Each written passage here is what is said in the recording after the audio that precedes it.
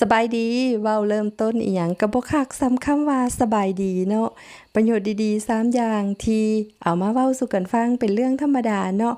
ฮู้เล็กฮู้น้อยก็บ่ได้แม่นว่ามาสอนมาหยังแต่อยากเว้าสู่ฟังซื่อๆในสิ่งที่ข้อยรู้สึกดีในการกินอาหารธรรมดาของข้อยกินอาหารคาบปกติเนาะจุ่มปลาน้ำของปลาน้ำจืดเฮาธรรมดานี่แหละมีส่วนประกอบหยังแหน่ก็จะมีเนื้อปลามีผัก และประโยชน์ดีๆทางด้านโภชนาการที่ดีต่อร่างกายที่ข่อยแนมเห็นก็คือจากเนื้อปลาน้ำจืดที่เป็นแหล่งโปรตีนคุณภาพดีย่อยง่ายเป็นแหล่งวิตามินและก็แร่ธาตุต่างๆเนาะโดยเฉพาะวิตามิน B3 นี่มีสูงพอสมควรบ่แม่นแต่ปลาน้ำเค็มใดบ่แม่นแต่ว่าปลาทะเลหรือปลาน้ำเค็มเนาะปลาน้ำจืดเฮาก็มีบัดนี้ผัก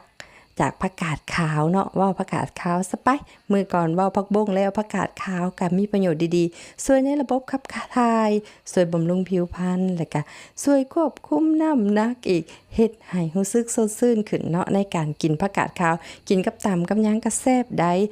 กินเรื่อยๆเด้อแต่ว่าบ่ให้กินหลายเกินไปกินหยังก็กินให้พอดีบัดนี้ผักโหระพาช่วยขับลมเฮ็ดให้เฮารู้สึกผ่อนคลายเนาะช่วยเฮ็ดให้เจริญอาหาร อันนี้ก็ดีมีประโยชน์ต่อร่างกายคือการอาหารคาบธรรมดาที่ประหยัดแต่มีประโยชน์